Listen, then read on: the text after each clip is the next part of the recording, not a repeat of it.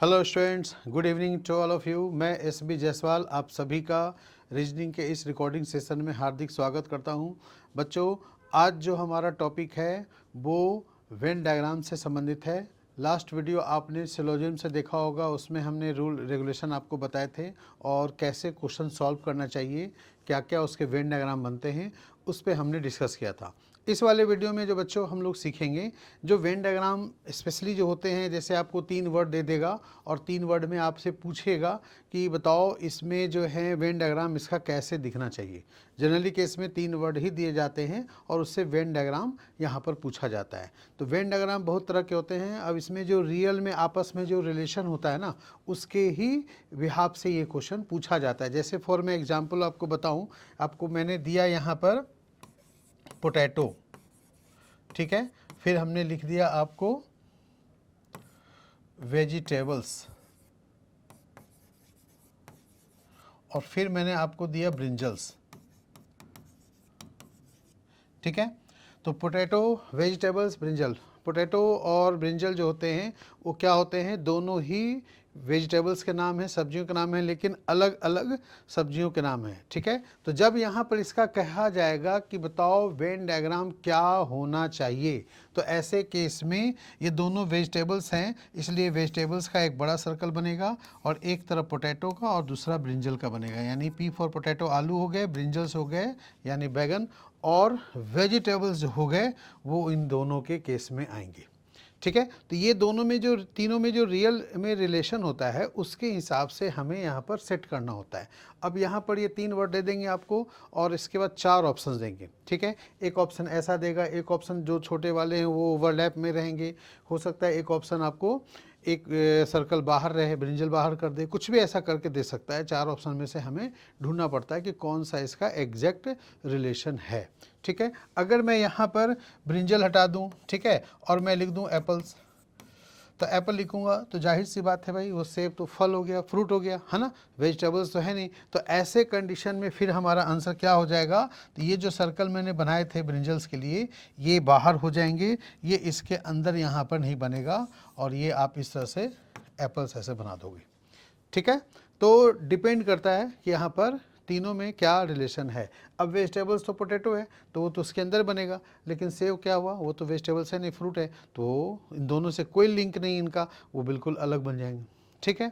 तो इसी तरह बहुत सारे क्वेश्चंस होते हैं, रिलेशन इसमें दिया रहता है। तो हम लोग चलते हैं एक एक करके क्वेश्चन अभी सॉल्व करेंगे, ठीक है ना। तो चलिए देख से देखिए, यहाँ पर फर्स्ट क्वेश्चन में क्या लिखा है, कोरिएंडर सीड्स, ठीक है, फिर स्पाइसेस और फिर सिनेमन। इसमें हिंदी में क्या होता है, कोरिएंडर सीड्स का मतलब होता है धनिया के बीज, ठीक है। फिर इसके बाद स्पाइसेस हो गए मसाला, और सिनेमन मतलब क्या हो गया भाई, वो हो गए दालचीनी, तो ठीक है। तो ये दोनों ही मसाले का नाम है ना, और ये दोनों क्या है, स्पाइसेस ही हैं। तो इसलिए ये दोनों, जैसे मैंने अभी एग्जाम्पल दिया था पोटैटो ब्रिंजल्स का, वेजिटेबल्स का, वैसे ही यहाँ भी होगा। ये आपका सेकंड आंसर इसमें बनेगा, जिसमें बीच में क्या आएगा, स्पाइसेज, और एक तरफ कोरिएंडर और दूसरी तरफ सिनेमन होता। अब सिनेमन को हटा दूं, अब मैं यहाँ पर लिख दूं मैंगो, तो भाई बिल्कुल है वो अलग ही हो जाएगा, है ना। तो फिर उसके बाद में वो आपको यहाँ पर फिगर वो नहीं है, वो देगा आपको, ठीक है। तो यहाँ पर मैं आपको एक बार बता दूँ, फर्स्ट वाले फिगर कब लेते हैं, जो ऐसा फर्स्ट में जो फिगर बना हुआ है एक दूसरे के अंदर, तो ये सारे ऑल से जुड़े हुए हों, सभी से जुड़े हुए हों, तब ऐसा हो सकता है। ठीक है। दूसरा, अभी जैसे एग्जांपल दिखाया, ये दोनों में कोई लिंक ना हो, लेकिन ये दोनों ही तीसरे वाले से लिंक में हो। अब तीसरा वाला यहाँ कोई भी हो सकता है, अब बीच में लिखा रहे, वो पहले लिखा रहे, हो सकता है स्पाइसेस पहले लिख दें, कोरिएंडर सीड बाद में लिखें, उससे कोई दिक्कत नहीं है, ठीक है। फिर ये तीनों में कोई रिलेशन ना हो, नो लिंक हो, तीनों में नो का रिलेशन हो, आप रियल में जो रिलेशन होता है उसी के हिसाब से आपको डिसाइड करना होता है। ये तीनों में सम का रिलेशन हो तो वो लेना होता है, ठीक है।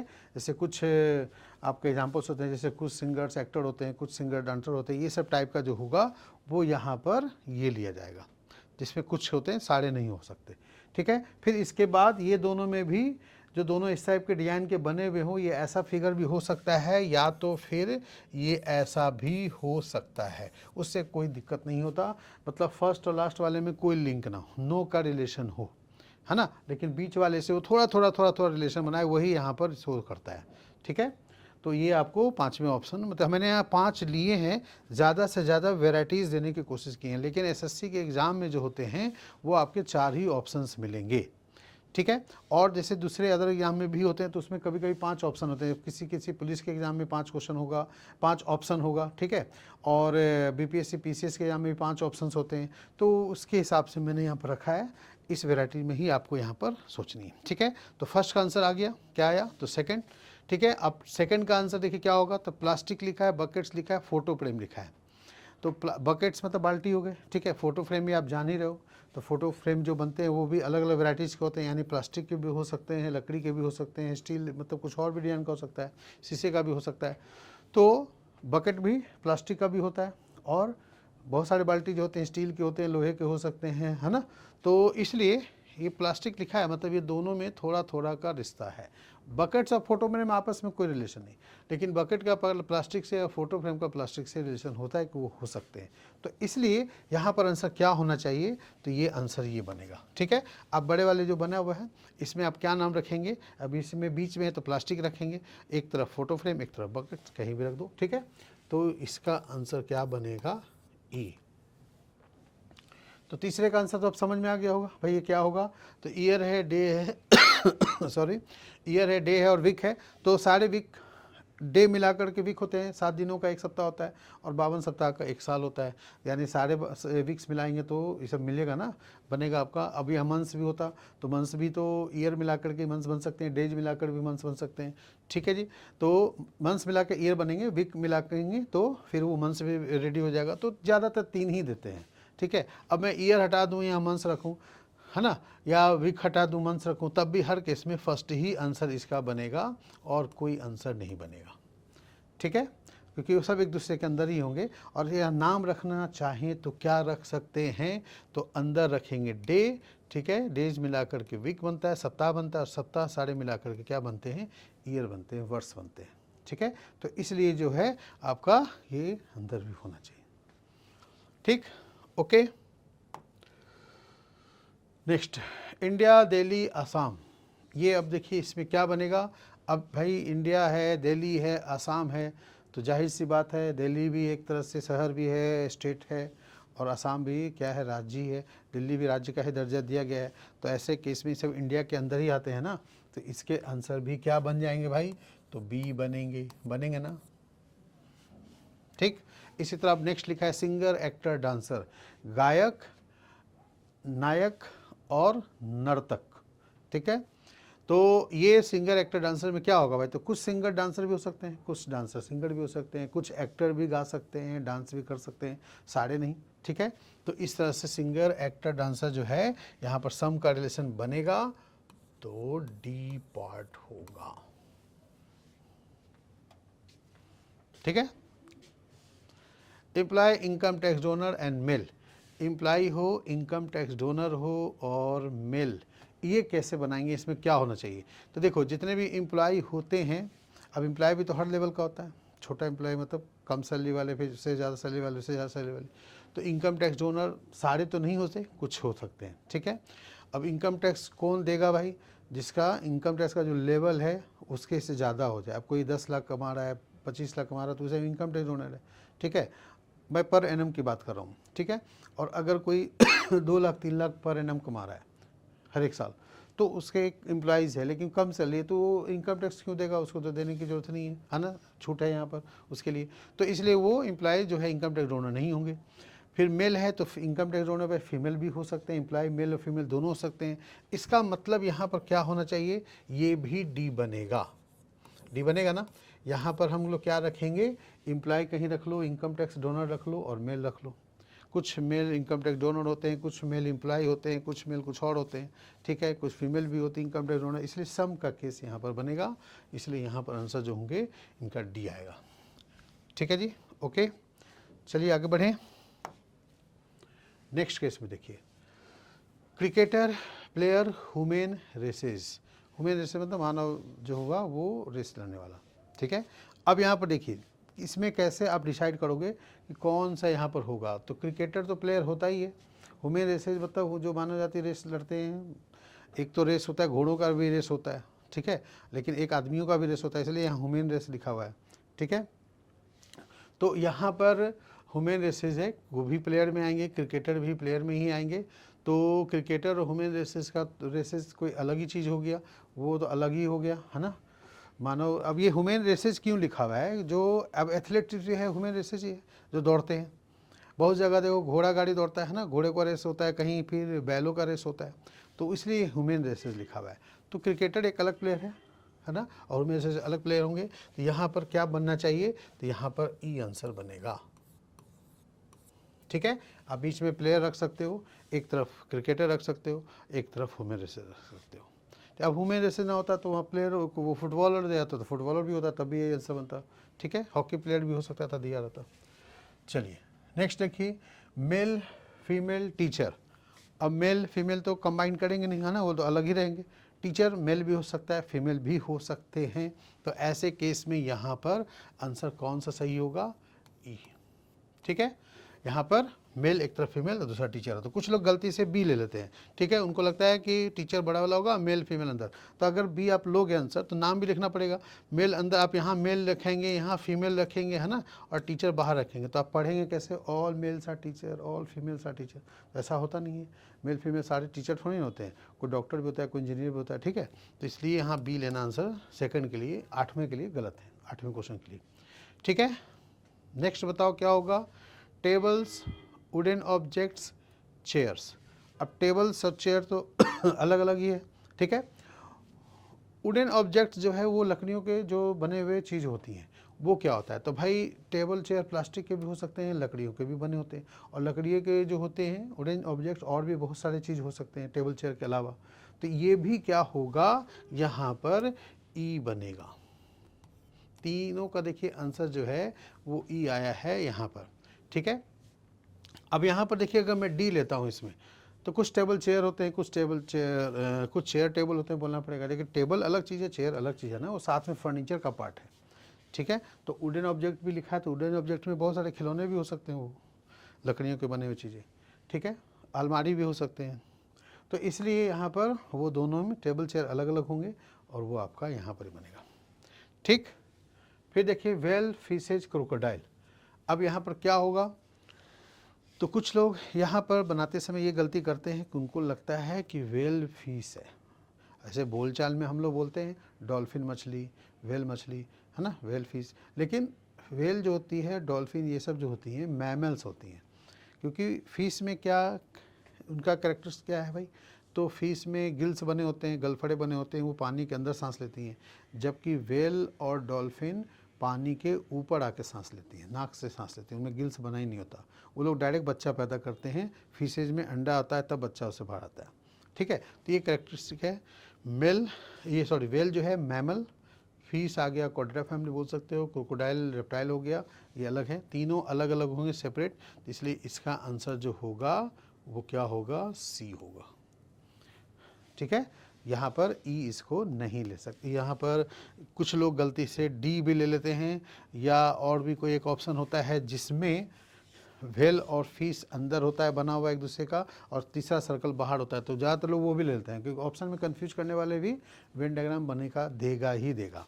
तो ये ध्यान रखिएगा, वहाँ पर कन्फ्यूजन वाले ना दिए रहे। ठीक है जी, ओके। चलिए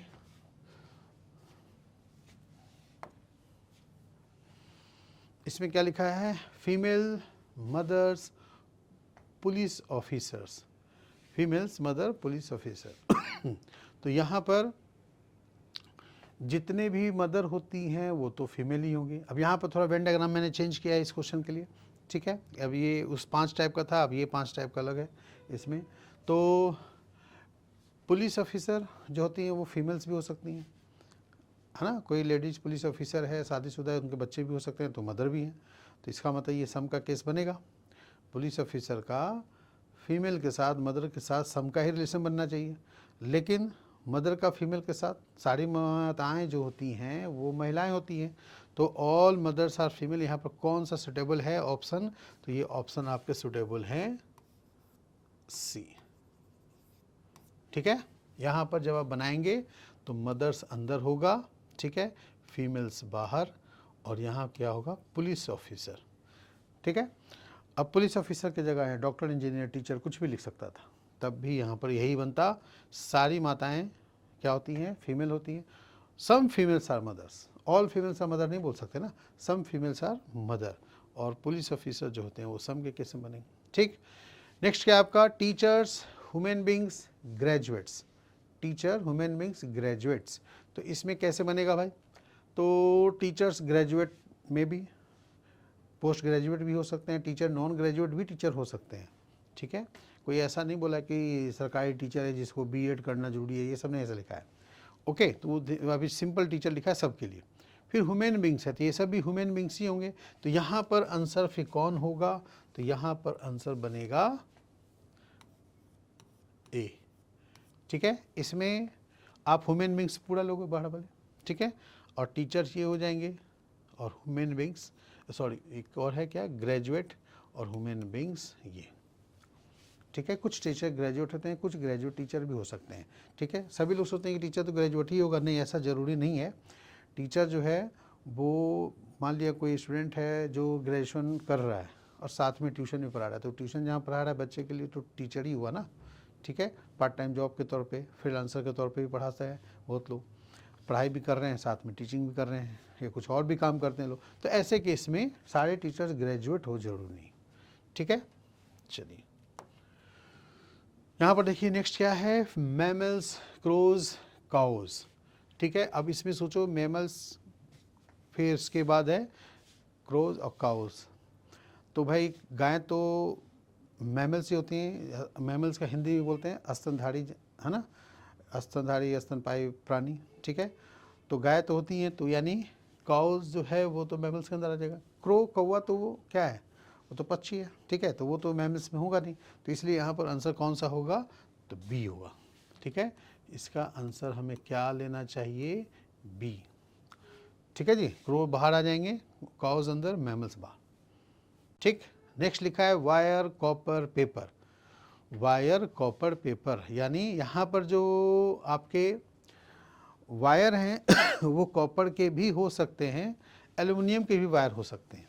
ध्यान रखिएगा, सारे वायर कॉपर के ही हो जरूरी नहीं है, एल्युमिनियम के ही बन सकते हैं, और कॉपर का यूज वायर के अलावा और भी हो सकता है। पेपर यानी कागज़ जो है वो तो किसी चीज़ का भी हो सकता है। ठीक है, वो कागज़ तो अलग ही चीज़ होगी, पेपर ही बनता है उसमें, इसमें वायर से या कॉपर से कोई लेना देना नहीं। तो यहाँ पर आंसर कौन सा होगा? डी। ठीक है, डी में यहाँ पर इसको रखेंगे। यहाँ पर डी में देखिए इसका नाम कैसे रखोगे? बाहर तो पेपर ही हो जाएगा। ठीक है, वायर यहाँ रख लो, कॉपर यहाँ रख लो। ठीक है ना, तो ये इस तरह से बनेगा। अब 15 जो पूछा है उसका क्या आंसर होना चाहिए, वो आप सोचिए यहाँ पर कि 15 में क्या होगा। पेट्रोल है, लिक्विड है, और क्या लिखा है? फ्लेमेबल। ठीक है, तो फ्लेमेबल जो होते हैं वो ज्वलनशील पदार्थ होते हैं जो जलते हैं। तो पेट्रोल तो भाई जलने वाला ही होता है, ऐसा कोई पेट्रोल होता है क्या जो जान जले? तो सारे पेट्रोल जलने वाले होते हैं। और लिक्विड है तो सारे पेट्रोल भी लिक्विड भी होते हैं, यानी पेट्रोल कोई ऐसा नहीं मिलेगा जो गैस हो या सॉलिड हो, सभी लिक्विड होते हैं। लेकिन सारे लिक्विड पेट्रोल नहीं होते, पानी, दूध, ये सब भी तो लिक्विड में आता है। ठीक है, और जलने वाली चीज़ हैं वो पेट्रोल के अलावा गैस भी जलती है ना, सॉलिड भी जलती है, लकड़ी वगैरह जल जाती है। तो इसलिए पेट्रोल, सारे पेट्रोल लिक्विड है, सारे पेट्रोल फ्लेमेबल है। तो ये पेट्रोल का सर्कल इन दोनों के ही अंदर आना चाहिए, और ये दोनों में सम का रिश्ता बनेगा, कुछ का रिश्ता बनेगा। तो यहाँ पर बेस्ट आंसर कौन है? ई। ठीक है, यहाँ पर अंदर आप क्या लिखोगे? इसमें छोटे वाले में पेट्रोल, एक तरफ लिक्विड लिख लो और एक तरफ फ्लेमेबल। ठीक है, बात समझ में आ गई? तो इसका आंसर होगा यहाँ पर ई पार्ट। ओके, तो इस तरह क्वेश्चन को बनाते समय हमें सावधानीपूर्वक सोचना चाहिए। कुछ क्वेश्चन इजी होते हैं, देखते के साथ पता चल जाता है, लेकिन सारे क्वेश्चन इजी हो जरूरी नहीं। कुछ क्वेश्चन में हमें तो सोचना पड़ता है, दिमाग लगाना पड़ता है कि भाई कैसे इसमें होगा, क्योंकि थोड़ी सी भी कभी कभी ऑप्शन क्लोज देता है, थोड़ी सी भी गलती होने पर सब गुड़गुड़ हो जाते हैं। ठीक है, ओके, चलिए फिर नेक्स्ट क्वेश्चन देखिए। यहाँ पर इस क्वेश्चन को कैसे करेंगे? यहाँ पर इस टाइप के क्वेश्चन में क्या दिया हुआ है आप देखो ध्यान से। इसमें आपको इस तरह के फिगर एसएससी में ही आते हैं, पुलिस वाले एग्जाम में ही आते हैं। और यहाँ पर सर्कल है, ट्रायंगल है, स्क्वायर है, रेक्टेंगल है, ये बना हुआ है। और इसमें हर का मतलब भी दिया हुआ है। सर्कल का मतलब ठीक क्या है ना, फिर आपका रेक्टेंगल का मतलब क्या है, ट्रायंगल का मतलब क्या है, ये सब दिया हुआ है और उससे क्वेश्चन पूछे जाते हैं। ज़्यादातर एक या दो क्वेश्चन, एक क्वेश्चन भी पूछ सकता है, किसी किसी हमें 3-3 4-4 क्वेश्चन का भी सेट देता है। ठीक है, तो ट्राई कीजिए एक बार।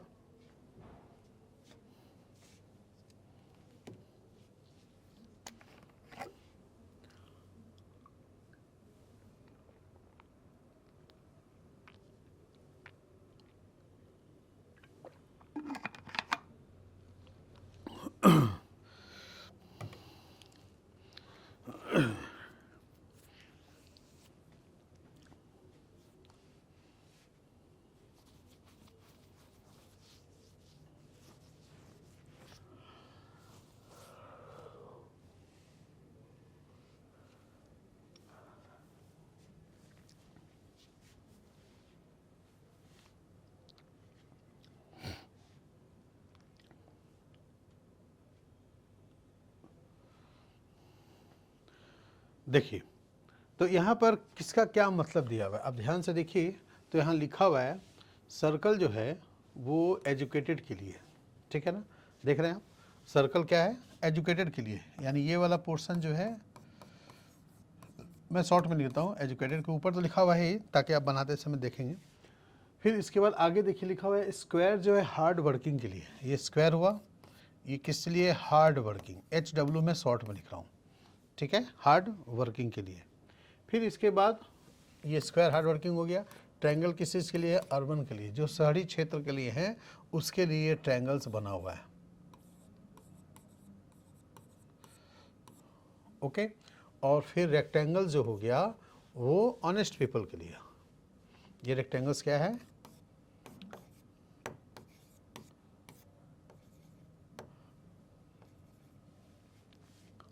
ठीक है, ऑनेस्ट पीपल, ईमानदार लोग के व्यक्ति के बारे में। HP मतलब हो गया ऑनेस्ट पीपल, HW मतलब हो गया हार्ड वर्किंग, और अर्बन ऊपर लिखा है शहरी क्षेत्र हो गए, और एजुकेटेड मतलब क्या हो गया यहाँ पर, शिक्षित। अब जो सर्कल के अंदर है वो सब शिक्षित है, और जो सर्कल से बाहर हो गया तो अशिक्षित में आ जाएंगे, है ना, एजुकेट नॉन एजुकेटेड में आ जाएंगे। क्लियर। इसी तरह बहुत से केस में मेल अगर लिख देता हूँ मैं सर्कल के, मैं यहाँ पर लिख दूँ मेल सर्कल के लिए, तो सर्कल के अंदर जितने भी नंबर्स हैं वो सब मेल को रिप्रेजेंट करेंगे, और उसके जो बाहर हैं वो फीमेल के लिए हो जाएंगे। इसी तरह ट्रायंगल के अंदर जो नंबर लिखा हुआ है, ये सब जो नंबर लिखे हुए हैं ना 1 2 3 4 5 6, ये नंबर ऑफ पर्सन भी हो सकते हैं। जैसे मैंने बोलूँ कि 7 लोग ऐसे हैं जो केवल एजुकेटेड हैं, बाकी इधर से अलग है तो केवल 7 सर्कल का ही रिप्रेजेंट करेगा। ठीक है, 10 ऐसे हैं जो ऑनेस्ट पीपल के केस में आएगा। ठीक, या ये मैं बोलूँ कि भाई ईमानदार लोग हैं रेक्टेंगल के अंदर, तो इसके बाद जो बाहर हो गए वो बेईमान लोग हो जाएंगे, बोल सकते हैं ना, तो इसका ऐसे उल्टा पूछता भी है। इसी तरह ट्रायंगल के अंदर अर्बन है यानी शहरी क्षेत्र के रहने वाले हैं, तो ये ट्रायंगल के बाहर जो हो गया वो सब रूरल में आ जाएंगे, ग्रामीण क्षेत्र में रहने वाले के लिए हो जाएंगे। ओके, तो अब फर्स्ट क्वेश्चन क्या पूछा है, पीपल हु आर एजुकेटेड, ठीक, यानी सर्कल के अंदर होना चाहिए, हार्ड वर्किंग वो नंबर स्क्वायर के भी अंदर होना चाहिए और सर्कल के भी अंदर होना चाहिए, और फिर ऑनेस्ट पीपल, ऑनेस्ट भी बोला है मतलब रेक्टेंगल के अंदर भी होना चाहिए, लेकिन बोला है but not urban represented by, मतलब वो अर्बन नहीं हो गया, यानी ट्रायंगल के अंदर वो नहीं दिखे, बाकी तीनों में कॉमन हो।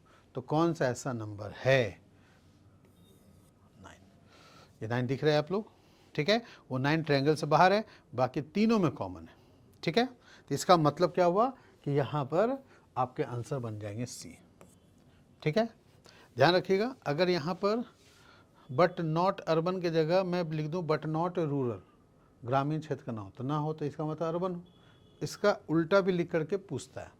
ठीक है, लेकिन ये भी पूछ सकता है but rural, but are rural ऐसे करके दे देगा, तब भी समझ नॉट अर्बन है। ठीक है, तो भी आंसर 9 आएगा, लेकिन मैं लिख देता बट नॉट रूरल, यानी वो रूरल ना हो यानी अर्बन ही हो, तो फिर वो नंबर ढूंढना पड़ता है जो चारों के अंदर हो, ट्रायंगल के भी अंदर हो, तो फिर वो 1 आंसर हो जाता। 1 ऐसे हैं जो चारों में कॉमन है। ठीक है जी, समझ में आ रहा है, तो ये ध्यान रखिएगा इस तरह से बनाते समय। ठीक है, तो ये पॉइंट ये सब इंपॉर्टेंट होता है, ये सब बनाते समय काम आएगा आपको। चलिए नेक्स्ट क्वेश्चन करें। नेक्स्ट क्वेश्चन में देखिए क्या लिखा हुआ है, इसी पर ही क्वेश्चन है, फिगर वही है, अब वो पिछला फिगर में मैंने नाम लिखा था, अब यहाँ अगला स्लाइड है तो इसमें नाम हट गए हैं, फिर भी बन जाएगा, आप तो ध्यान समझिएगा आप लोग। यहाँ पर क्या बोला है, नॉन अर्बन मतलब ट्रायंगल के बाहर, अंदर नहीं, एजुकेटेड हो यानी सर्कल के अंदर हो, but neither honest nor hard working. समझ में आ गया? ये आपका क्या था? हार्ड वर्किंग का था ना, ठीक। ये क्या था? ऑनेस्ट का था, honest people, P for people, ठीक है। एजुकेटेड का ये था, ओके। और ये क्या था? अर्बन का था। तो यहाँ पर नॉन अर्बन बोला है, यानी वो ट्रायंगल के अंदर भी नहीं होना चाहिए। ऑनेस्ट यानी ऑनेस्ट और नॉट हार्ड वर्किंग, नाइदर लिखा है ऑनेस्ट नॉर हार्ड वर्किंग लिखा है, तो स्क्वायर रेक्टेंगल में भी नहीं होना चाहिए, ठीक है। तो होना भाई किस में चाहिए? तो एजुकेटेड पीपल यानी सिर्फ सर्कल में होना चाहिए, और सर्कल में यहाँ पर बस यही एक नंबर बचा जो 7 का है, ठीक है। तो ये आंसर हमारा क्या होगा?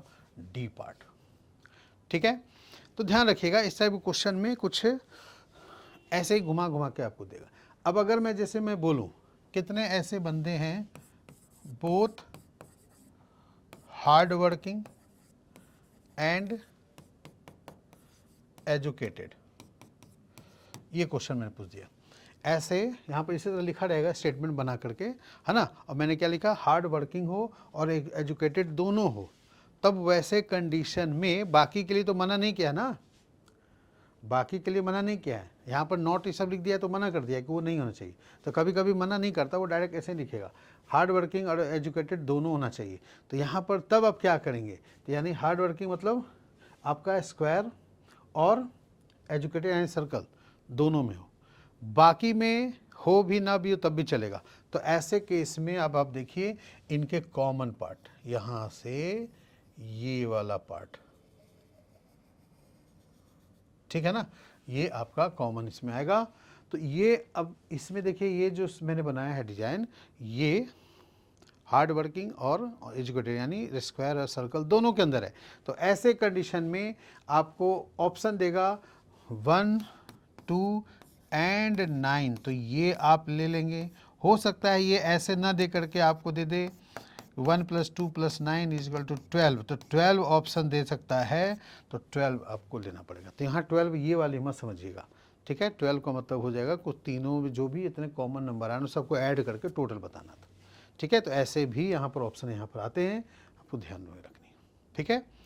तो हार्ड वर्किंग एजुकेटेड हो गया। वही यहाँ पर मैं अगर ओनली लगा दूँ, only both hard working and educated, मतलब तब क्या हो जाएगा? बाकी के लिए मना कर दिया गया, सिर्फ इन्हीं दोनों में कॉमन होना चाहिए, यानी सिर्फ स्क्वायर और सर्कल में ही कॉमन जो होगा वो ही होगा, ठीक है। तो ऐसा कोई नंबर है जिसमें सिर्फ स्क्वायर और सर्कल में हो? तो कोई ऐसा नहीं है। तब इस केस में इसका आंसर बन जाएगा नॉट पॉसिबल,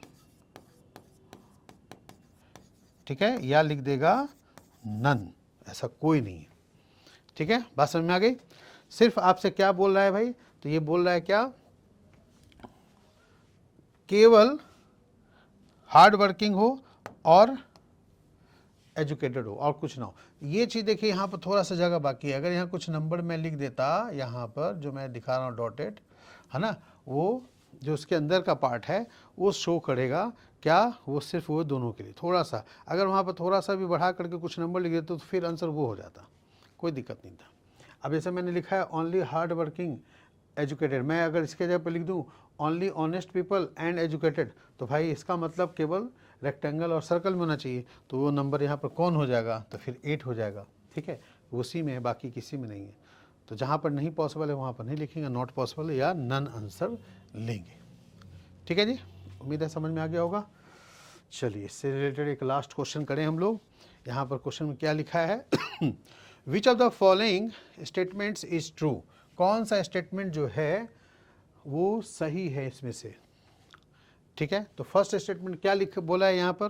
तो देखिए यहाँ लिखा हुआ है first, no person is urban educated honest and hard working. कोई भी पर्सन अर्बन है, एजुकेटेड, हार्ड वर्किंग नहीं है, तो ऐसा तो कुछ नहीं, गलत हुआ, ठीक है। फर्स्ट हमारा क्या होगा? ऑप्शन रॉन्ग हो जाएगा। फिर लिखा है some honest people are also hard working and educated. Some honest people यानी जो रेक्टेंगल में है वो हार्ड वर्किंग भी है और एजुकेटेड भी है। तो जैसे मैं बात करूं 9 का, तो 9 यहाँ पर क्या है, वो ऑनेस्ट पीपल भी हुआ और साथ में हार्ड वर्किंग भी हुआ और एजुकेटेड भी हुआ। ठीक है, तो यानी ये सही हुआ। सेकंड जो है ये आपका करेक्ट हो गया। ठीक है, अब सेकंड करेक्ट है तो बाकी तो गलत ही होगा ना। तो यहाँ पर थर्ड भी देखो क्यों गलत है, तो लिखा है all educated peoples are urban. ये कब सही होता, जब पूरा सर्कल सिर्फ ट्रायंगल के अंदर होता, पूरा सर्कल ट्रायंगल के अंदर आ जाता, तो जितने भी एजुकेटेड हैं वो क्या होते हैं, अर्बन होते। तो ये तो है नहीं ऐसा, तो ये गलत ही होना है।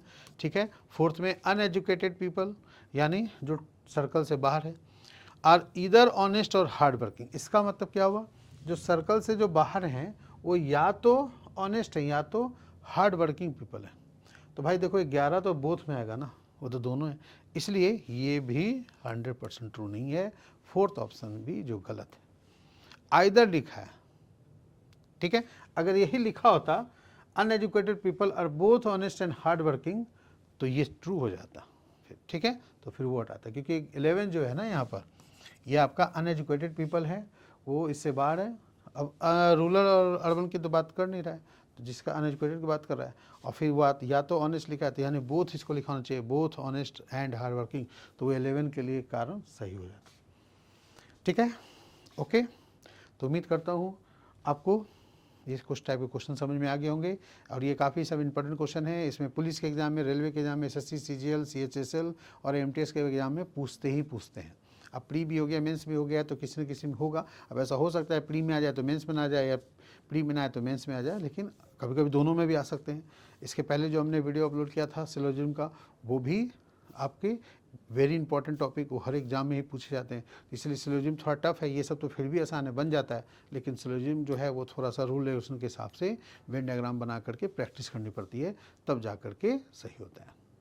ओके, तो उम्मीद करता हूँ आपको ये मेरा वीडियो पसंद आया होगा। अगर आपको वीडियो अच्छा लगे तो प्लीज़ लाइक करें, चैनल को सब्सक्राइब करें, ठीक है, और अपने दोस्तों ग्रुप में शेयर करें। ठीक है, बहुत बहुत धन्यवाद, थैंक यू वेरी मच, जय हिंद।